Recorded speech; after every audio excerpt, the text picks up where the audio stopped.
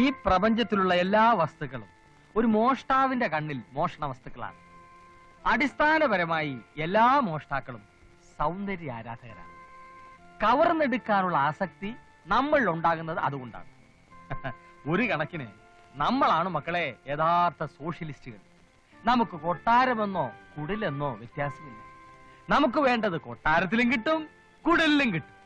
ഒരു നാട് ഭരിക്കാൻ വലിയ കഴിവൊന്നും വേണ്ട, പക്ഷെ ഒരു നാട് മുടിക്കാൻ കഴിവ് വേണം. ആശാനെ, പ്രധാനമായി എന്തൊക്കെ ആയുധങ്ങളാണ് ഈ ജോലിക്ക് കയ്യിൽ കരുതേണ്ടത്? കല്ല്, കത്തി, കമ്പി, ചുറ്റിക, ഇഷ്ടിക, കോരിക, പല്ല്, പുല്ല്, എല്ല്, എന്തിന് ഒരു കഷ്ണം നൂല്, ഒരു സൂചി പോലും നമുക്ക് ആയുധങ്ങളാണ്. എന്ത്, എവിടെ, എപ്പോ, എങ്ങനെ പ്രയോഗിക്കണം എന്നുള്ളതാണ് പ്രശ്നം. ഇതെന്താണ്? ബ്ലേഡ്. ക്ഷൗരം നടത്തിയിട്ട് വേണോ ഈ പണിക്കിറങ്ങാൻ? താടി മുഖേന പിടികൊടുക്കാതിരിക്കാൻ മുഖക്ഷൗരം അത്യാവശ്യമാണ്. ഇത് വലിയൊരു ബ്ലേഡിന്റെ ചെറിയ ചെറിയ കഷ്ണങ്ങളാണ്. ഇതിലൊരു നിസാര വസ്തുവായി കാണരുത്. ലക്ഷം രൂപ സൂക്ഷിച്ചു വെച്ചിട്ടുള്ള ഒരു തുകൽ സഞ്ചി അറുത്ത് കീറാൻ ഇവനൊരു കഷ്ണം മതി. ഇതിനെ ഇങ്ങനെ വിരലുകൾക്കിടയിൽ ഒളിപ്പിച്ചു വെക്കണം. കണ്ടോ, ഒരേ ഒരു തലോടൽ, സംഗതി ക്ലീൻ. നിരന്തരമായ പരിശീലനം ഇതിനാവശ്യമാണ്. ഏകാഗ്രത കൈവെടിയരുത്. മോഷണം ഒരു കലയാണ്, ശാസ്ത്രമാണ്. ശക്തിയല്ല, ബുദ്ധിയാണ് ഈ ശാസ്ത്രത്തിന്റെ അടിസ്ഥാന ശില. മോഷ്ടിക്കപ്പെടേണ്ട ആളെ തിരഞ്ഞെടുക്കുന്നതിന് നമ്മൾ അവന്റെ മനസ്സറിഞ്ഞിരിക്കണം. ആകാശം നോക്കി നടക്കുന്നവൻ, ഭൂമി നോക്കി നടക്കുന്നവൻ, പകൽക്കിനാവ് കാണുന്നവൻ, പെണ്ണുങ്ങളുടെ വായി നോക്കി നടക്കുന്നവൻ, ഇങ്ങനെയുള്ളവരെ വേണം നമ്മൾ തിരഞ്ഞെടുക്കാൻ. അവർ കാശ് കൊണ്ട് നടക്കുന്നവരാണോ എന്ന് നമ്മൾ അറിയണം. അതെങ്ങനെ നമ്മൾ അറിയും? അത് നമ്മൾ ആളുകളെ വിളിച്ചു നിർത്തി നിങ്ങളുടെ കയ്യിൽ കാശുണ്ടോ എന്ന് ചോദിച്ചാൽ മതി. എവിടുന്നാണ് വരുന്നത് കഴുത ബുദ്ധിയില്ലാതെ? Silence please. മോഷ്ടാക്കൾക്ക് ഡിസിപ്ലിൻ അത്യാവശ്യമാണ്. നമ്മുടെ ജന്മശത്രുക്കൾ പോലീസാണ്. അബദ്ധവശാൽ പോലീസിന്റെ പിടിയിലെങ്ങാൻ പെട്ടുപോയാൽ നമ്മൾ അതിവിനയ കുനിയന്മാരായി അഭിനയിക്കുക. മറിച്ച് ആക്രമികൾ മറ്റു വല്ലവരുമാണെങ്കിൽ ഈ ബ്ലേഡിന്റെ കഷ്ണങ്ങൾ വായ്ക്കകത്താക്കി വെച്ച് ആക്രമിയുടെ നേർക്ക് ശക്തിയായി തുപ്പുക. അവന്റെ മൂക്കും കണ്ണും ഒക്കെ കീറി അതോടെ അവൻ ഔട്ട്. ഒറ്റ തുപ്പിന് ഈ ബ്ലേഡ് കഷ്ണങ്ങൾ പുറത്തേക്ക് വന്നില്ലെങ്കിലും ഒഴുകിക്കളയ, അതോടെ നീ ഔട്ട്. മോഷണം നടത്തുന്നതിനിടയിൽ ആകസ്മികമായി ആക്രമണം ഉണ്ടാക്കാൻ ഇടയുണ്ട്. കയ്യിൽ അപ്പ കിട്ടുന്ന സാധനങ്ങൾ ഉപയോഗിച്ചായിരിക്കും ആക്രമണം നടത്തുക. ഏത് തരം ആക്രമണം ഉണ്ടായാലും അതിൽ നിന്നും ഒഴിഞ്ഞു മാറി സ്വന്തം തടി രക്ഷിക്കാൻ നമ്മൾ ബാധ്യസ്ഥരാണ്. അടിച്ചോളൂ, ഞാൻ ഒഴിഞ്ഞു മാറി കാണിച്ചു തരാം. വേഗമാകട്ടെ. പരാക്രമത്തോടുകൂടി ആക്രമിക്കണം. അടിക്കട്ടെ. ഓക്കെ, കണ്ട ഒഴിഞ്ഞു മാറിയത്. ഇനി രണ്ടുപേരും ചേർന്ന് ആക്രമിച്ചു. കാരണം നമ്മുടെ ജോലി നടക്കുന്ന സമയത്ത് എത്ര പേരാണ് നമ്മളെ പിന്തുടരുന്നതെന്ന് ഉറപ്പുവരുത്താൻ പറ്റില്ലല്ലോ. ഒരു പിന്തുടർച്ചയുമാകാം. ഓക്കെ, പിന്തുടരൂ, പിന്തുടരൂ, നല്ല സ്പീഡ്, വാശിയോടെ. വരൂ. എവിടെ നോക്കിയാണ് അടിച്ചത്? അല്ല, ആശ ഒഴിഞ്ഞു മാറുമെന്ന് പറഞ്ഞു. നിന്നോട് എതിരെ ആര് പറഞ്ഞടാ? ചെറിയൊരു ഗ്രാമമായതുകൊണ്ട് മോഷണത്തിനുള്ള സാധ്യത വളരെ കുറവാണ്. എങ്കിലും ഉള്ള സൗകര്യങ്ങളൊക്കെ അവർ തികച്ചും പ്രയോജനപ്പെടുത്തി വന്നു. അരുമ ശിഷ്യന്മാരെ, നിങ്ങളെ വിശ്വസിച്ച് ഗുരു താഴോട്ട് വരികയാണ്, കൈവിടരുത്. തോമാ, ഡ്രയർ തങ്കപ്പ, അരിയും പഞ്ചസാര അടിച്ചു മാറ്റാം. ഗുരു, പരമദ്രോഹികൾ മേശ ഡ്രയർ ഊരിക്കൊണ്ടുപോയി. എന്തുവാടാ? സ്റ്റേഷനറി. അയ്യോ, മാറില്ല. പഞ്ചസാര ഇവിടെ ഉണ്ട്, ഇഞ്ഞു വാ.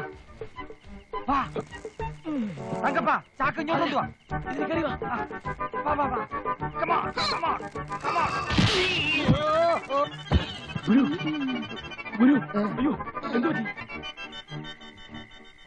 സ്റ്റോക്ക് തീർന്നു.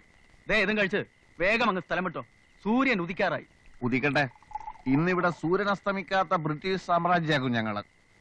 ഇന്ന് ഞങ്ങൾ ഒരുപാട് അധ്വാനിച്ച ദിവസമാ. കൊച്ചേട്ടൻ കിടന്നോ? ഞങ്ങൾ ഇതെല്ലാം ഭംഗിയായിട്ട് കഴിച്ച് കാശ് ഇവിടെ വെച്ചിട്ട് ബാതിലിയാരിപ്പൊക്കൊള്ളാം. ഫസ്റ്റ് പുള്ളികള് വിശ്വസിച്ചേൽപ്പിക്കാം. എന്റെ കരളേ, എന്നെ വിളിച്ചോ? നിങ്ങളെയല്ല, ഇവൻ എന്നോട് വലിയ സ്നേഹമാ. കരളേന്ന് വിളിച്ചത് എന്നെയാ. ഓ, എന്താടാ തോമ?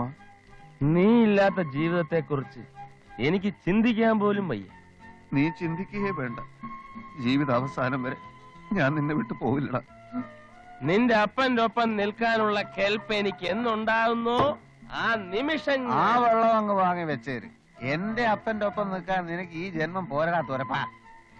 അരച്ച കരിയും 5 കിലോ പാമായിലും 3 കിലോ ഗോതമ്പും മോഷ്ടിച്ച് അത് 3ആയി വീതിച്ച് വിറ്റ് കിട്ടുന്ന കാശ് കൊണ്ട് ഞാൻ എന്നാ രാധികയെ നിന്നെ കെട്ടുന്നത്? എടാ തോമ, അപ്പൊ നീ എന്നോടല്ലേ ഇതുവരെ സംസാരിച്ചത്? ഓടാ പുല്ലേ, ഞാൻ എന്റെ രാധികയോട് സംസാരിക്കായിരുന്നു. എന്റെ പൊന്നു ദോസ്തുക്കളെ, ആ കാശും തന്നിട്ട് വേഗം അങ്ങ് സ്ഥലം വിട്ടോ. 110 രൂപ 50 പൈസ. കൊടു 110 രൂപ 50 പൈസ. നീ കൊടു 110 രൂപ 50 പൈസ. അല്ല, ആശാൻ കൊടുക്കട്ടെ. ആശാനെ തരം കേട്ട്. ഇനി 2 ദിവസം കഴിഞ്ഞിട്ട് നോക്കിയാ മതി. Full fit. അപ്പൊ ഞങ്ങൾ എന്നാ ഇറങ്ങട്ടെ. അപ്പൊ എന്റെ കാശ്? കാശല്ലേ ഈ ഇരിക്കുന്നത്. സർക്കാർ 5000 രൂപ വില പറഞ്ഞ ഉരുപ്പടിയായത്. കാലത്ത് പിടിച്ചു കൊടുത്ത അപ്പൊ കിട്ടും രൂപ 5000. 110 രൂപ 50 പൈസ കഴിച്ചു. ബാക്കി 4889 രൂപ 50 പൈസ നാളെ ഞങ്ങൾക്ക് തന്നേക്കണം. തന്നില്ലെങ്കിൽ ഒരനാഥ പ്രേതം പുളിങ്കുന്ന് പുഴയിൽ പൊങ്ങിക്കിടക്കും. അതിനിടയാക്കരുതേ കൊച്ചേട്ടാ. Good night. എന്റെ കർത്താവേ.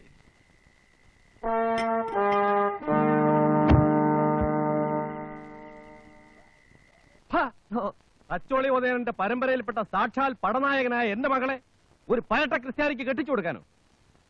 എന്റെ ഉപ്പും ചോറും തിന്നിട്ട് ഇത് എന്നോട് പറയാൻ നിനക്ക് എങ്ങനെ ധൈര്യം വന്നടാ ഏഭ്യ? ഓ, ഇത് ഞാൻ പറഞ്ഞതാ വലിയ തെറ്റായി പോയത്. അതിലും വലിയ ധൈര്യം ഇവിടുത്തെ മോള് കാണിക്കുന്നുണ്ടേ.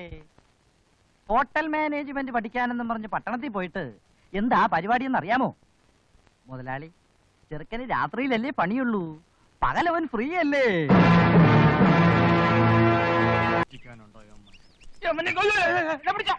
വേണ്ട, ഞാൻ നിങ്ങൾ എവിടെല്ലാം അന്വേഷിച്ചു. ഇതെന്താ പൊലവിളിയാണോ? എന്താ പ്രശ്നം? ഒരു കത്ത് വന്നിട്ടുണ്ട്. ആരുടെ? അത്തപ്പാടി അന്തറുന്റെ. അത്തപ്പാടിയാ? ആരവൻ? അവനോ? ബഹുമാനത്തോടെ സംസാരിക്കടാ. മഹാനല്ലേ മഹാൻ. കൊച്ചി പട്ടണത്തെ കിടകിട വിറപ്പിച്ച മോഷ്ടാവാണ്. ഒരു കണക്കിന് ഈ തൊഴിലിൽ എന്റെ ഗുരുവാണ് അദ്ദേഹം.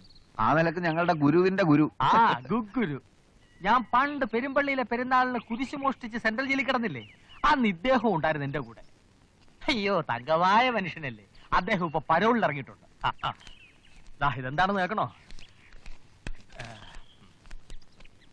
എടാ പോലെ കൊച്ചുണ്ണി, നീയും ശിഷ്യന്മാരും തകർത്തു വാരുന്നുണ്ടല്ലേ? ഞാൻ അറിഞ്ഞു. എന്റെ പരോള് കഴിയുന്നതിന് മുമ്പ് നീയും പിള്ളേരും കൂടെ കൊച്ചിക്കൊന്ന് വാടാ തെണ്ടി. സ്നേഹം കണ്ട, നമുക്കിവിടെ ഒരു കലക്ക് കലക്കാം. ചെലവല്ല എന്റെ വക എന്ന് നിന്റെ ഗുരു അട്ടപ്പാടി അന്ത്രു.